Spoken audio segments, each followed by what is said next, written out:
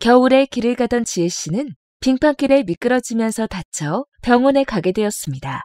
진단을 받아보니 고관절을 다쳐 인공관절 수술을 하게 되었고, 이후 치료를 받았으나 지속적인 통증으로 인해 일상생활에 불편함을 느끼게 되었습니다.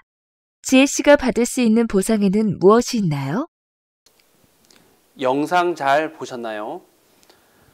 여러 교통사고나 근로중 사고 등으로 인해 많은 부상을 입는 부위가 고관절 부위의 골절입니다. 인체에서 고관절은 매우 중요한 인체 구조물입니다.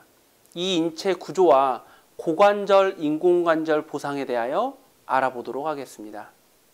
인공관절 수술이란 다른 말로 인공관절 치환술이라고 합니다.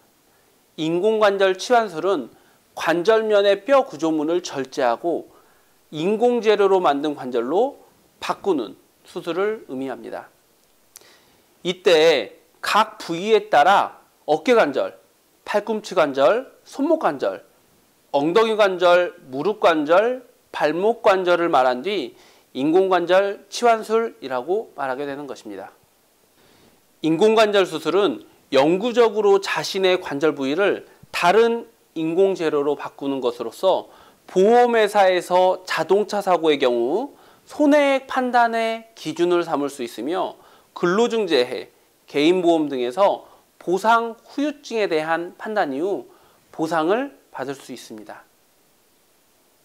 고관절에 대한 후유증 판단 기준은 맥브라이드 평가로 봤을 때 고관절 운동 범위에 따라 퍼센테이지로 노동력 상실률을 판단할 수 있으며, AMA 평가 방식으로 운동 범위에 따라 기능을 완전히 잃었을 때 심한, 뚜렷한, 약간의 운동장애 등으로 평가받을 수가 있습니다.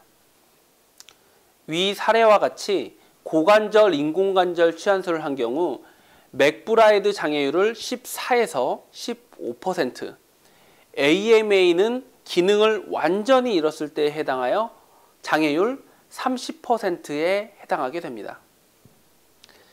기타, 다리의 후유장애와 관련해서는 고관절 이외에도 무릎관절, 발목관절, 발가락관절을 포함한 골유실로 길이가 짧아지는 단축장애, 각형성장애, 절단장애, 동요장애, 강직장애 등 그 종류가 기준에 따라 상이하게 됩니다.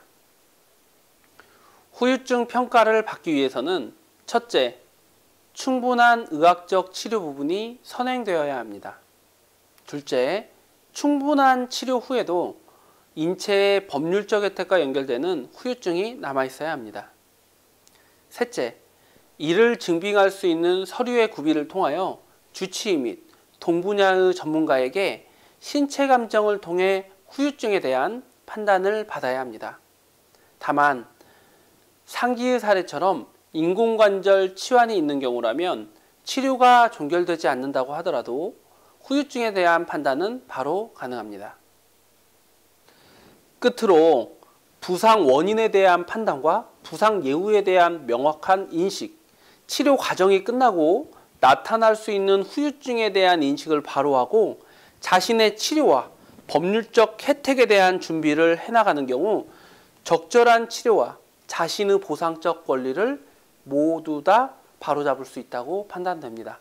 이상 공정하고 객관적인 손해액 감정에 앞장서는 모두 다 손해사정 대표 2호 사정사였습니다. 감사합니다.